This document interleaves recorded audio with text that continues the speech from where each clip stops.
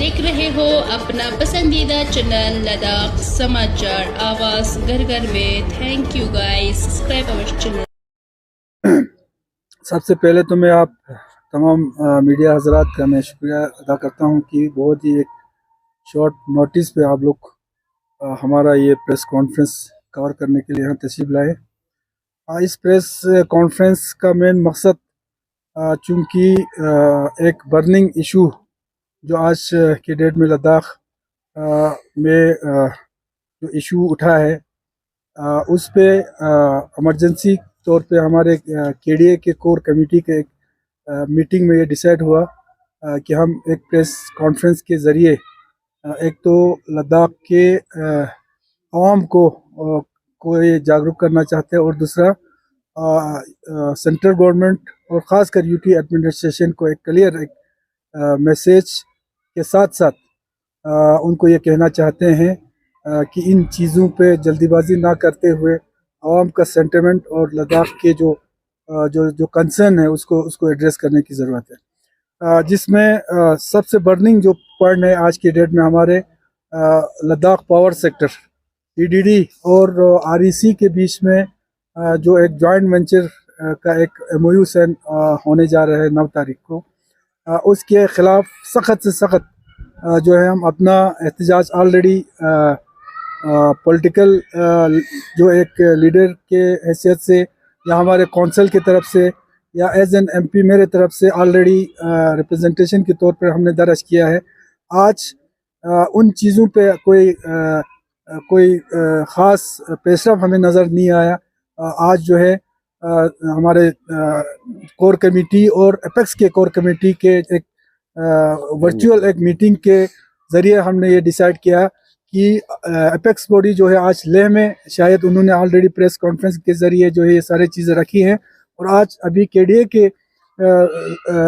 Level पे हम जो है अपना एक वो सामने रखना चाहते हैं। डिटेल में इन सारे चीज़ों पे सज्जाद साहब पूरे डिटेल में ये बताएंगे कि किन किन चीज़ों पे आज के डेट में जो है लद्दाख किस ओर जा रहा है, उस और जो जा रहा है उसके जाते फ्यूचर में लद्दाख के ऊपर, लद्दाख के अवाम के ऊपर लद्दाख का मुस्तकबिल किस तरह रहेगा, वो सारे चीज़ों पे हमारे सज्जाद साहब जो है वो डिटेल में आपको बताएंगे। उसके बाद नासिर साहब जो है उसको सपोर्ट करके यूनानिमसली हम अपना एक मैसेज जो है यूटी एडमिनिस्ट्रेशन को देने की हम कोशिश करेंगे। तमाम मीडिया हजरात का बहुत बहुत शुक्रिया। जैसा कि आप सबको मालूम है कि अभी हाल ही में हमारे जैसे ऑनरेबल एमपी साहब ने भी बताया कि पावर सेक्टर में एक बहुत बड़ी चेंजेस आ रही हैं, जिसमें एक जॉइंट वेंचर की शुरुआत होने जा रही है। ये जॉइंट वेंचर हमारे लद्दाख के लिए कितना घातक है, कितना ख़तरनाक है, ये इसका अंदाज़ा इस बात से लगाया जा सकता है कि 51% जो शेयर है वो आरईसी एक जो पावर डेवलपमेंट डिपार्टमेंट है, डेवलपमेंट कॉरपोरेशन है, उसको ये दिया जा रहा है। ये एक कंसल्टेंसी एजेंसी है और हम चाहते हैं कि पावर जो है वो गवर्नमेंट डिपार्टमेंट जो है वो डिपार्टमेंट चलाए, कंसल्टेंसी जो है वो किस तरीके से मैनेजमेंट करेगी, इसका ये एक बहुत बड़ा सवालिया निशान है। दूसरी तरफ आप देखें कि जो 51% शेयर होने के बाद इसके बाद जो आप आज की डेट में देखेंगे 400 से भी ज़्यादा वैकेंट पोस्ट हमारे लद्दाख के बिजली डिपार्टमेंट में 400 से ज़्यादा पोस्ट वैकेंट है।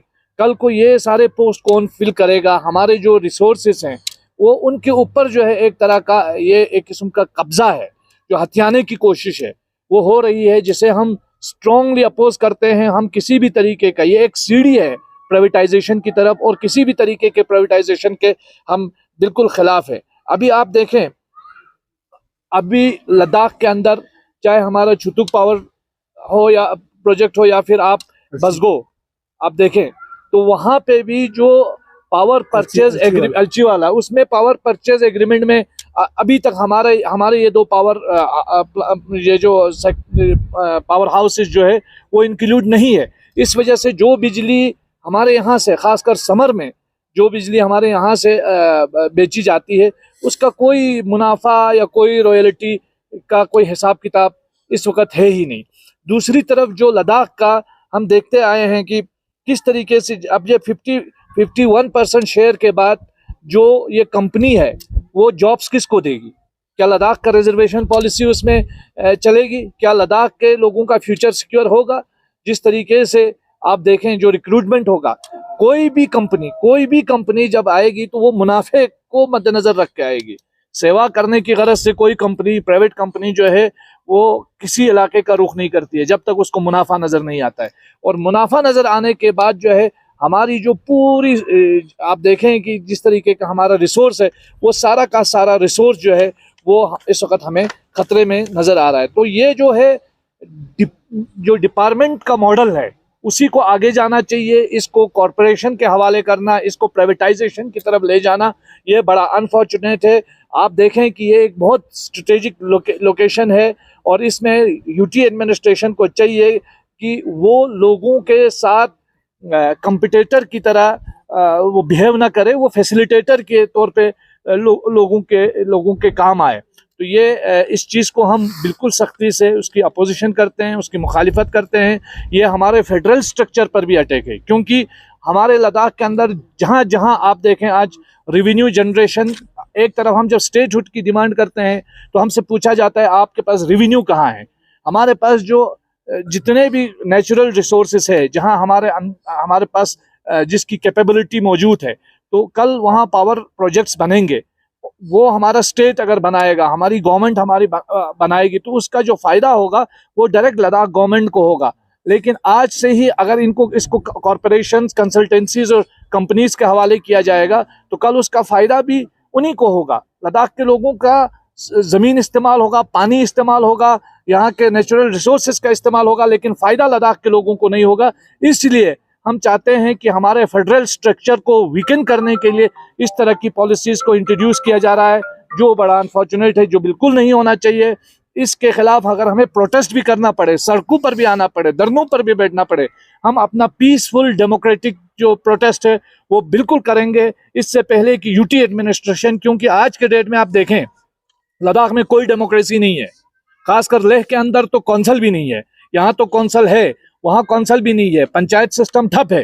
तो सारे जो डिसीजन है वो एक ट्वीट के जरिए हो रहे हैं, वो ट्विटर के जरिए जो है पॉलिसीज डिक्लेयर की जा रही हैं, वहाँ से ऑर्डर्स का ऐलान किया जा रहा है, हुक्म सादिर हो रहा है। तो ये चीज़ें बंद होना चाहिए। लोकल स्टेक होल्डर्स को ऑन बोर्ड लेकर एक डेमोक्रेटिक तरीके से यूटी एडमिनिस्ट्रेशन जो है वो बिहेव करना चाहिए। लद्दाख के लोगों को वॉइसलेस बनाया जा रहा है, मजीद वॉइसलेस हम बिल्कुल बर्दाश्त करने के हक में नहीं है। ये था हमारा ये जो पावर सेक्टर के हवाले से हम बात कर रहे थे। और आपको दूसरा एक चीज़ आप सुन रहे होंगे इस वक्त कि एक 10 सिटी बनाने का इस वक्त एक मंसूबा है सामने, और कहा जा रहा है कि हम डिलेक्स बसेस ला रहे हैं, 10 सिटीज़ बना रहे हैं। लेकिन आपको ये देखना पड़ेगा कि लद्दाख एक फ्रेजाइल इकोलॉजी है। कोई भी हमारा टूरिज्म जो है लद्दाख के ये एक लाइवलीहुड इंडस्ट्री है। अगर आप यहाँ के छोटे छोटे जो होटलियर्स है, छोटे छोटे जो है वो टूरिज्म से रिलेटेड जो एजेंसीज चला रहे हैं, उनसे उनका रोजगार छीन के बड़े बड़े लोगों को देंगे, तो लद्दाख के लोगों को कैसे आप एम्पावर करेंगे? मुझे ये बताइए। शुरू के अंदर इतने सारे हाउस आपने जो है वो आपने ग्लैमर टूरिज्म को इंट्रोड्यूस करने की कोशिश की है। ये ग्लैमर टूरिज्म से लद्दाख जो है आगे नहीं बढ़ेगा। दूसरी चीज़ ये है कि अभी हम देखते हैं कि एक होम स्टे पॉलिसी यहाँ पे लाई गई थी, उसको बेहतर बनाने के लिए गवर्नमेंट ने क्या किया है? दावे तो बहुत हो रहे हैं। पेंजिला में कौन सा इन्होंने होम स्टे पॉलिसी को अच्छा करने की कोशिश किया है? मीनामर्ग में कौन सा आपके पास टॉयलेट नहीं है? वहाँ आप बोल रहे हैं कि भाई बड़े बड़े इन्वेस्टमेंट लाएंगे। तो ये जो लद्दाख का टूरिज्म सेक्टर है उसको कमज़ोर करने की कोशिश है। हम पूरे लद्दाख को कॉरपोरेट्स के हाथों में, कंपनियों के हाथों में गिरवी रखने की किसी भी पॉलिसी के खिलाफ हम आवाज़ उठाएंगे, अपनी बात रखेंगे। जो गवर्नमेंट का मॉडल है उसी मॉडल के तहत टूरिज्म डिपार्टमेंट को आगे बढ़ना चाहिए, बिजली डिपार्टमेंट को आगे बढ़ाना चाहिए, और इस तरह जो लद्दाख के लोगों को जॉब लेने की कोशिश नहीं करनी चाहिए, जॉब देने की कोशिश करनी चाहिए। आज लद्दाख में देखिए लोगों के पास जो ज़मीनें हैं, बहुत कम लोगों के पास अब ज़मीनें बची हैं, क्योंकि आबादी बढ़ रही है, तो ज़मीन देने का कोई प्रोविज़न तो है ही नहीं। हमारी ज़मीनों का कोई संरक्षण नहीं है, कोई सेफ गार्ड नहीं है। हमारे आप देखें कि डेमोक्रेसी के हवाले से हमारी कोई वॉइस नहीं बची है। जो काउंसिल बचा कुचा अभी करगिल में है, तो वो तो बिल्कुल टोटली जो है वो डिसएम्पावर्ड है। उसके पास जो इख्तियार है वो इख्तियारात अपने इस्तेमाल नहीं कर पाते हैं। लेह जो है पिछले 6 महीने से कौंसल से महरूम है, वहाँ तो कोई डेमोक्रेसी नामी कोई चीज़ नहीं है। और हम विकसित लद्दाख की बात कर रहे हैं। लद्दाखियों के बगैर किस विकसित लद्दाख की बात कर रहे हैं, ये बड़ा हैरानकुन जो है वो सवाल है। तो ये चीज़ें जो है इनको जो है एड्रेस करने की ज़रूरत है। हमारा यही रिक्वेस्ट है यूटी एडमिनिस्ट्रेशन से कि वो जो है कम से कम जो है वो एक फैसिलिटेटर के तौर पर बिहेव करना चाहिए, कंपटीटर के तौर पर बिहेव नहीं करना चाहिए।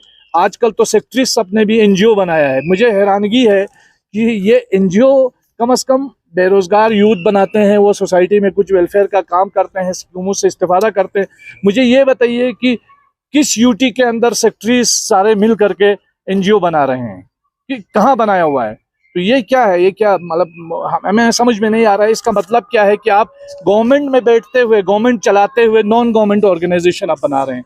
तो ये एक बहुत बड़ा सवाल है। तो हमें लगता है कि इन चीज़ों को स्ट्रांगली एड्रेस करने की ज़रूरत है। लद्दाखियों को मूर्ख नहीं बनाया जा सकता, उनको बेवकूफ़ नहीं बनाया जा सकता। हम अपनी आवाज़ इस सिलसिले में उठाते रहेंगे। अभी एक मसला सामने आया है हमारे ट्रक ड्राइवर्स को लेकर के।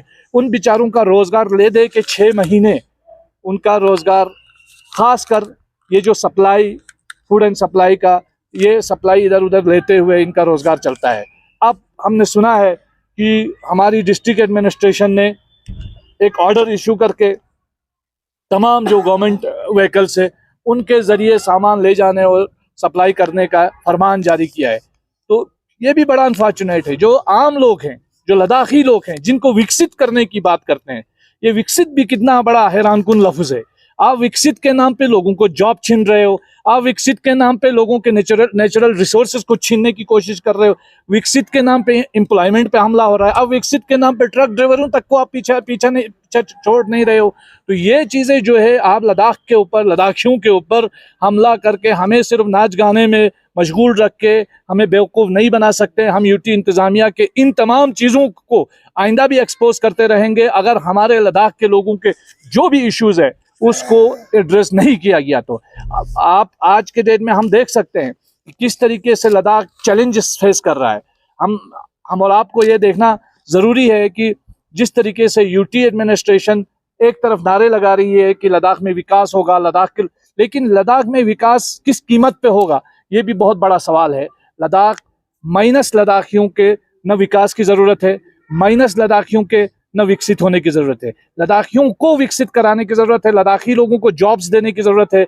लद्दाख के लोगों के ऊपर जो है कॉरपोरेट लॉबी को, कॉरपोरेट सेक्टर को और कैपिटलिस्ट लॉबी को थोपने की ज़रूरत नहीं है। तो इन चीज़ों को एड्रेस करना ज़रूरी था। हम उम्मीद करते हैं, एलजी एडमिनिस्ट्रेशन से हमारी रिक्वेस्ट है, मोदबाना रिक्वेस्ट है कि कोई भी पॉलिसी इंप्लीमेंट करने से पहले लोकल स्टेक होल्डर्स को ऑन बोर्ड लिया जाए। नंबर 2, जो भी एमओयू साइन होने जा रहा है वो एमओयू फिलफोर खारिज किया जाए। हम किसी भी सूरत में इस प्राइवेटाइजेशन या कंसल्टेंसी के हवाले अपने गवर्नमेंट डिपार्टमेंट्स को देने के हक में नहीं है। हम ये उम्मीद करेंगे कि आप लद्दाख के लोगों के हित में सोचते हुए इन तमाम चीज़ों पर नज़र करेंगे। बहुत बहुत शुक्रिया, धन्यवाद।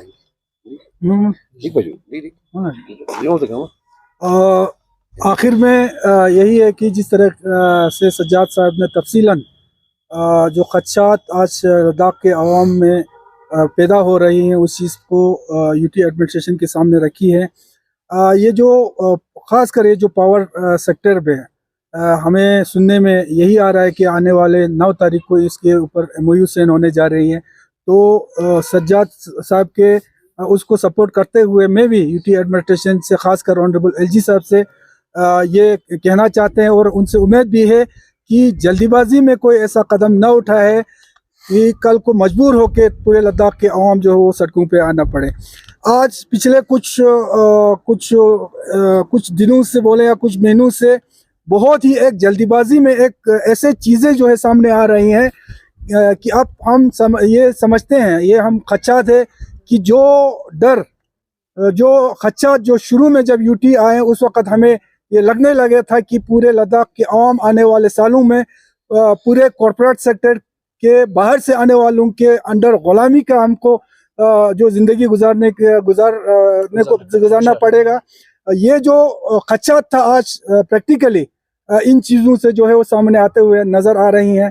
चाहे टेंट सिटी की बात हो, यहाँ पे आप लोग गवर्नमेंट का बहुत पॉलिसीज़ है जो हमारे विलेज लेवल पे लोगों को स्ट्रेंथन करने का, टूरिज्म सेक्टर में उनको रोज़गार पैदा करने के लिए होम स्टेज वगैरह का ये कर रहे हैं। और दूसरे सेट से आप टेंट सिटीज़ जैसे जो पॉलिसीज़ आप यूटी लेवल पे आपने बना रहे हैं, जिससे खुद गवर्नमेंट कमाए, लोगों से रोज़गार छीन के गवर्नमेंट खुद जो है वो बिज़नेस पे कब्जा करने की जो एक प्रक्रिया जो शुरुआत हो रही है, ये सारे चीज़ें। और दूसरा आरईसी का, जहाँ तक मैंने थोड़ा रिसर्च किया, बाकी हो सकता है मैं गलत हो, आप लोगों भी रिसर्च कीजिए, मुझे लगता है कि 90% से एबो जो है आरईसी का शेयर जो है वो रिलायंस इसमें है। तो क्या एक खदशा जो हम शुरू से बोल रहे थे कि लद्दाख के रिसोर्स, लद्दाख के सारे चीज़ें अदानी अंबानी जैसे कॉर्पोरेट सेक्टर को हवाला करने जा रहा है, तो उसका एक जॉइंट वेंचर के नाम पे ये प्राइवेटाइज करने जा रहा है, ये हमारा सोच है। तो इस पे इन सारे चीज़ों पे मुझे उम्मीद है, चूँकि जो हमारे जो ऑनरेबल एलजी साहब है उनको आए हुए 1.5 महीना हो गया। इस 1.5 महीने में काफ़ी हद तक लद्दाख के अलग अलग सेक्टर में जाके लोगों के जो खदशात है उनको सुनने की उन्होंने एक शुरुआत की है। तो हमें लगता है कि ये जो हमारे खदशात है इसको ख़त्म करके सारे चीज़ों पे विराम लगा के, ख़ास कर जो ये जॉइंट वेंचर का जो मसला है इसको जल्दीबाजी में ना करके ये जो MOU साइन करना चाह रहे हैं उसको रद्द करने का किया जाए, ताकि लद्दाख एक पीसफुल इलाका है, ये पीसफुल इलाका पीसफुल रहे। नहीं तो आने वाले दिनों में इस तरह की चीज़ें अगर सामने और आती हैं तो लद्दाख के अवाम जो है वो चुप नहीं बैठेंगे। सर, कारगिल डेमोक्रेटिक अलायंस से काफ़ी कुछ सवाल आज करने की हम कोशिश करेंगे। सर, सबसे पहले तो हम जाएंगे सर कारगिल में LHDC काउंसिल के पावर शेयरिंग काफ़ी पहले भी हमने इंटरव्यू की थी। तो जब कारगिल डेमोक्रेटिक अलायंस एक बेहतरीन, एक यूनाइटेड प्लेटफॉर्म बन चुका है, तो आप लोगों की तरफ से, बिलखुसूस कारगिल डेमोक्रेटिक अलायंस की तरफ से क्लियर स्टेटमेंट क्यों नहीं आ रहे सर इस डिस्प्यूट? खबीर साहब, मैं आपको इस में एक चीज़ बताऊंगा। देखिए, कारगिल डेमोक्रेटिक अलायंस का प्लेटफॉर्म अलग है, पॉलिटिकल पार्टीज़ का प्लेटफॉर्म अलग है। कारगिल डेमोक्रेटिक अलायंस में न सिर्फ नेशनल कॉन्फ्रेंस और कांग्रेस है, बल्कि इसमें हमारे जितने भी मजहबी इदारे या सोशो पॉलिटिकल ऑर्गेनाइजेशन वो सारे इसमें इन्वॉल्व है। तो ये मंच जो है हमारा, ये कारगिल डेमोक्रेटिक अलायंस का है। बाकी हमारे जो पॉलिटिकल फ्रंट पे जो हमारे डिसीजंस हो रहे हैं वो आप लोगों को, बातचीत हमारा चल रहा है, उस पर आपको 2 दिन के अंदर सारी चीज़ें आपके मंजराम पे आ जाएंगी। कारगिल डेमोक्रेटिक अलायंस मेडिटेशन का रोल प्ले अदा नहीं कर सकते? कारगिल डेमोक्रेटिक अलायंस का देखिए 4 एजेंडे पर बेस्ड हमारा वो है। हम किसी पॉलिटिकल इश्यूज में नहीं जाना चाहते हैं। हमारा प्रिस्क्राइब 4 एजेंडा है, 4 पॉइंट एजेंडा है। हम 4 पॉइंट एजेंडे पे ही बात करेंगे। देखिए, इसमें एक चीज़ मैं क्लियर कर रहा हूँ, जो हमारे कोalition का जो मसला है, ये 2 पार्टी के बीच में एक कोalition है, उसमें एक एग्रीमेंट है, और इन दोनों के बीच कोई भी डिस्प्यूट या कोई चीज़ है नहीं जिसको कोई और आके मेडिएशन करे। आने वाले 1-2 दिन में इस पे डिसीजन होगा, तो दोनों पार्टी मिल के जो है वो आगे का जो डिसीजन है वो ले लेंगे। सर, केडीए का जो पिछले दिनों लद्दाख में जो 5 डिस्ट्रिक्ट किया गया, तो उसको लेकर केडीए की क्या मौक़िफ़ है? खासकर करगिल ज़िले को, करगिल एक कम्युनिटी को इग्नोर किया गया। सांको सब डिवीज़न और शकरचित्तन शरगोल सब डिवीज़न भी मुतालिबात कर रहा था डिस्ट्रिक्ट का, तो ऐसे में केडीए के क्या मौक़िफ़ रहेगा? केडीए का मौक़िफ़ मेरे ख्याल से ऑलरेडी जब से डिस्ट्रिक्ट का जो नोटिफाई हुआ उसके बाद से मेरे ख्याल से सबके लोगों के सामने है। केडीए के लेवल पे भी, इंडिविजुअल लेवल पे भी, हमारे रिलीजियस ऑर्गेनाइजेशन लेवल पे, एज एन MP, हमारे काउंसिल लेवल पे भी। लेकिन एक चीज़ का मैं यहाँ पे आज एक अनाउंसमेंट कर रहा हूँ, क्योंकि कल शायद कल शाम तक वो मेरे अपने कैपेसिटी से एक लेटर मैं निकाल रहा हूँ। मैं करगिल डिस्ट्रिक्ट जो आज के डेट में जो बचा है, उस डिस्ट्रिक्ट के हर इलाके से पॉलिटिकल, रिलीजियस जो हमारे और तमाम पार्टी के, चाहे BJP हो चाहे कांग्रेस, हर पार्टी के लीडर्स, काउंसलर्स के बीच में अपने लेवल पे एक मीटिंग मैं रखने जा रहा हूँ अगले 2-4 दिन में। तो उस में मेरा मकसद यही है कि एक प्लेटफॉर्म में वो मुहैया कर रहा हूँ, ताकि वहाँ से एक यूनाइटेडली एक कमेटी बने और सब यूनाइट होके, क्योंकि चाहे हम संकुचुरु को डिस्ट्रिक्ट मिले, चाहे चकरचितन को मिले, 2 डिस्ट्रिक्ट का बिल्कुल जेन्युइन ये है। लेकिन अगर 2 डिस्ट्रिक्ट में देरी हो जाए, कम से कम एक भी डिस्ट्रिक्ट मिले, हमें हर जो करगिल में जितने भी इलाके हैं हम बिल्कुल खुश रहेंगे, चाहे जहां भी मिले। लेकिन इसके लिए फाइट जो है हम यूनाइटेडली करें, ये मेरा अपना एक सोच है, जिसका मैं कल एक लेटर में निकाल के सब लोगों को ला के हम इस पे एक कंसेंसस हो के हम किस तरह इसको आगे बढ़ेंगे, किस तरह गवर्नमेंट ऑफ इंडिया के सामने हम इस चीज़ को लेंगे, उस पर जल्दी इंशाल्लाह मैं एक मीटिंग बुलाने वाला हूँ। सर, बीजेपी का इल्ज़ाम है कि हमारे नुमाइंदे खासकर एमपी और बाकी कौंसिल के नुमाइंदे इन मुतालिबात को खासकर डिस्ट्रिक्ट के मसाइल को रखने में नाकाम रहे। इस वजह से करगिल के सब डिवीजन संघ और शरगोल को जिला नहीं मिला, तो इस पे आप क्या कहेंगे?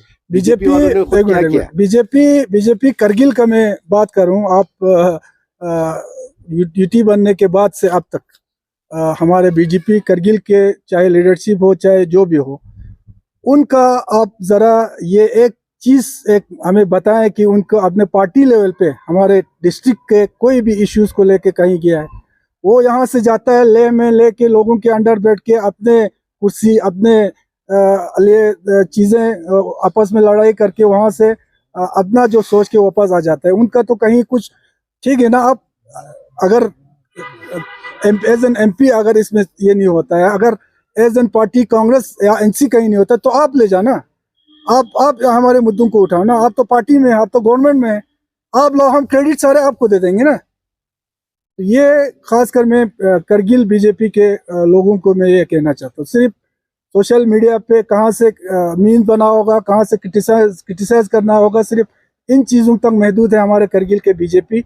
और अपने ज़ाती मफाद को लेके ले में जाके उनके हाईकमांड के आगे गिड़गिड़ाना और वहाँ लड़ाई करने की से उनका और कुछ ये है ही नहीं, से है नहीं। सर, हिल काउंसिल करगिल के अलावा आप छोड़ के बाकी अब पूरे लद्दाख में डेमोक्रेसी खत्म हुआ है, तो अब हिल काउंसिल भी हमारे हिसाब से लटक गया है बिल्कुल, क्योंकि 3 यहाँ पे 2 नए डिस्ट्रिक्ट दिया है, तो 3 डिस्ट्रिक्ट हो गए। अब इसका बिजनेस रूल क्या होगा आइंदा? ये सीओ कैसे होगा? 3 सीओ तो हो नहीं सकता है, तो इनको आप कैसे देखते हैं? केड़े किस तरह से देखते हैं इसको? इसमें एक चीज़ मैं बताऊंगा, जैसे पिछले 6 साल गुजर गए, जो हमारा कौंसल है अभी, उसका बिजनेस रूल बनाने में यूटी एडमिनिस्ट्रेशन नाकाम रहा। यूटी एडमिनिस्ट्रेशन ने इन 6 सालों में सिर्फ फेस्टिवल मनाने, Kargil festival, Zanskar festival, Dras festival, apricot blossom, नाचो नचाओ नाचते रहो, इसके अलावा इस यूटी के पास क्या था? कौन सा कंसेप्ट था? आप 6 साल में एक पब्लिक सर्विस कमीशन का एक इंटरव्यू नहीं करा पाए, आप गेजेटेड पोस्ट नहीं दे पाए। हिंदुस्तान में हम दूसरे नंबर पर अनएम्प्लॉयमेंट में आए। तो जितना फेल ड्यूटी था हिंदुस्तान की आज़ादी के बाद से लेकर अब तक, जितने लद्दाख के लोग महरूम हुए, मुझे नहीं लगता है कि लद्दाखियों ने इतनी महरूमी पिछले 7 साल में जो देखी पिछले 70 साल में देखी होगी। इतने हालात बुरे हैं, यहाँ कोई आवाज़ नहीं है आपके पास, आप वॉइसलेस हैं। आपके जो इलेक्टेड रिप्रेजेंटेटिव्स हैं उनकी कोई वॉइस नहीं। छोड़िए करगिल का, लेह में तो रूलिंग पार्टी का कौंसल था, उनको एलजी ऑफिस के बाहर धरनों पे बैठना पड़ा। तो ये एग्जाम्पल किसने सेट किया? ये एग्जाम्पल इस यूनियन टेरिटरी ने सेट किया। ये इम्पोज्ड यूनियन टेरिटरी है जो वॉइसलेस बना रही है हम और आपको, जिसमें कोई आवाज लद्दाखियों के लिए नहीं है, कोई सेफगार्ड नहीं है, कोई डेमोक्रेसी नहीं है। आप बोल रहे हैं सड़कें बनाया हमने, आपने यहाँ वाटर एटीएम्स लगाए, 6 साल में वो एटीएम्स एक लीटर पानी किसी ने ले नहीं पाया। इतना ऑर्गेनाइज्ड करप्शन है। ये जो दुनिया भर में ऑपोजिशन के लीडर्स पे आप ईडी वीडी सीबीआई लगा रहे हो, क्यों नहीं इन सेक्टरीज के ऊपर लगाते हो जो इतना ऑर्गेनाइज्ड करप्शन कर रहे हैं? तो ये जो ऑर्गेनाइज्ड सिस्टमेटिक करप्शन है, इसके खिलाफ कौन बोलेगा? यहाँ तो वॉइस ही नहीं है, यहाँ कोई आवाज ही नहीं है। तो यूटी एडमिनिस्ट्रेशन एक फेल्ड मॉडल है, ये बुरी तरीके से फेल हो गया है लद्दाख के लोगों के इश्यूज को एड्रेस करने में। इसीलिए लद्दाख के लोग डेमोक्रेसी चाह रहे हैं, इसीलिए लद्दाख के लोग चाहते हैं ये ग्लेशियर्स, ये पहाड़े, ये नदियां, ये पावर सेक्टर, ये टूरिज्म सेक्टर, ये सिक्योर हो, ये सेफ हो, ये कॉरपोरेट्स के हाथों में यरगमाल ना हो। हम लद्दाख को गिरवी नहीं रख सकते कॉरपोरेट्स के हाथों में। आप बोल रहे हो कि हमने 200 करोड़ का आपने शुरू में हट बनाए, आज बताओ कौन सा टूरिस्ट वहां आ रहा है? जिन टूरिस्ट को आना है वो तो हमारे यहाँ इन आम होटलों में, आम लोगों के छोटे छोटे होटलों में आकर के भी बैठ रहे हैं। अब इतना बड़ा इन्वेस्टमेंट लाके किस टूरिस्ट को लाना चाह रहे हैं? तो हमारी लाइवलीहुड पे आप हमला मत कीजिए, हमारे फेडरल स्ट्रक्चर पे आप हमला मत कीजिए, हमारे लोगों के रोजगार पे आप हमला मत कीजिए, हमारे नेचुरल रिसोर्सेज पे हमला मत कीजिए।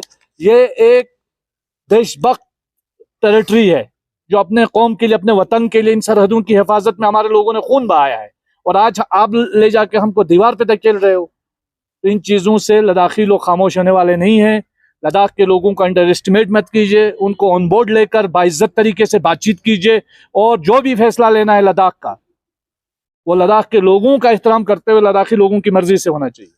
यही हम बताना चाह रहे हैं। सर, होम मिनिस्टर के दौरे लद्दाख के टाइम पे केडीए को परमिशन नहीं दिया, ये केडीए एपेक्स को मिलने की इजाज़त नहीं दिया, तो इस पे क्या कहेंगे? और 22 मई के जो मीटिंग होने वाले हैं उसके लिए क्या तैयारियां कर रहे हैं? पहली चीज तो ये है, जो होम मिनिस्ट्री का विजिट था, हमने एलजी साहब से जब बात की तो उन्होंने कहा है कि ये प्योरली एक रिलीजियस टूर है, पॉलिटिकल नहीं है। तो हमने इसरार नहीं की, लेकिन हम चाहते थे कि ये ऑनरेबल होम मिनिस्टर जो है अलग से हाई पावर कमेटी की मीटिंग बुलाए, लेकिन उन्होंने जब कहा कि ये रिलीजियस है प्योरली, तो हमने भी उसमें ज्यादा इंसिस्ट नहीं किया।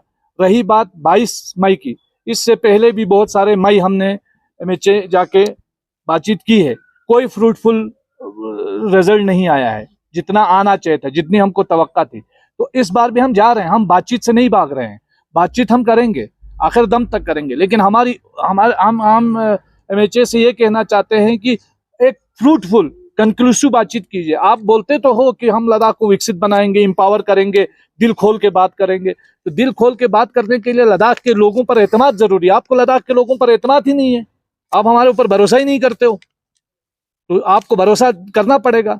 ये जो ट्रस्ट डिफिसिट है, ये जो बढ़ रहा है, इसको एड्रेस करना पड़ेगा और लद्दाख के लोगों के जेन्युइन इश्यूज को हल करना पड़ेगा। ये आपका कहना कि होम मिनिस्टर केडीए से नहीं मिले, ये मैं समझता हूँ ये बहुत ये गलत एक मैसेज है। ये सही बात है कि होम मिनिस्टर ने एक क्लियर ये था कि उनका जो विजिट जो है वो प्योरली एक रिलीजियस विजिट है। इसमें वो कभी नहीं चाहता था कि दूसरे किस्म के पॉलिटिकल या डेवलपमेंटल इश्यूज पे भी वहाँ पे बात नहीं हुआ। लेकिन जो लेह में जो लोग थे, मैं था लेह में, हमारे सीसी साहब थे, अगर हमारे केडीए के और मेंबर होते, बाज़ाब्ता उन्होंने हमें मिलने की मीटिंग रखी, हमसे मिली, और जो इतने बड़ा इवेंट जो हिस्टोरिकल एक जो होली रिलैक्स जो लद्दाख आए थे, उसके अरेंजमेंट पे उन्होंने बाज़ाब्ता मीटिंग रखी, और इसमें क्या अरेंजमेंट करने की ज़रूरत है लोगों से पूछी। तो ऐसा नहीं है कि वो मिले नहीं, वो मिला है, लेकिन हमारे जो पॉलिटिकल इश्यूज है, बाकी इश्यूज पे उन्होंने क्लियर ये कहा कि क्योंकि ये रिलीजियस विजिट है और एक उस चीज़ के लिए आया था यहाँ पे पूजा के लिए ऑनरेबल होम मिनिस्टर, तो उन्होंने तो मिला था सब लोगों से। तो एमपी साहब, एक बहुत बड़ा क्वेश्चन यहाँ पे सर, ये जो कौंसल है इसको फंक्शनल करगिल में रहना बहुत ज़रूरी है, क्योंकि यहाँ पे सिर्फ 2 पार्टी का बात नहीं है। जब यहाँ पे पीपल अलायंस हुआ था, पूरा करगिल के आवाम ने इसमें साथ दिया था। आज ये सिर्फ 2 पार्टी का नहीं है। आज के आप खुद बोलते हैं कि हमारे पास हमारा आवाज़ नहीं सुनता, तो हमारे एक आवाज़ से करगिल से यही LHDC, जिस हेतु यहाँ के लोगों को काम भी मिल रहा है, कुछ न कुछ यहाँ के लोग अपने आवाज़ सीसी तक या वहाँ तक पहुँच सकते हैं। तो ये कौंसल करगिल में रहना बहुत जरूरी है। आपस का 2 पार्टी में तो करगिल के आवाम चाहते हैं कि नहीं, तो मुझे ये बताएं ना, करगिल से कौंसल भाग के कहीं जा रहा है? आपको कौंसल एक्ट क्लियर पता है? तो हम तो भरोसा करते हैं कौंसल एक्ट पे। पिछले 2 एक मिनट ना, हम तो कौंसल से कांग्रेस का 2 कौंसलर वहाँ से गए थे। कौंसल बिल्कुल अभी डिफंग है, ना किसी का काम है, तो क्या कौंसल में घर से काम होता है? वो आप जो पार्टी है, कोalition जिन्होंने किया है, वो हम पे छोड़िए। करगिल का आवाम का, हमारे पार्टी का जो चीजें हैं वो हम समझते हैं। करगिल कौंसिल कहीं भाग नहीं रहा है, ये डिफंग है। जो भी हो वो अपने पार्टी पर छोड़े, उसमें आप लोग ज्यादा वो नहीं करे, वक्त आने पर आप लोगों को पता चल जाएगा डिसीजन।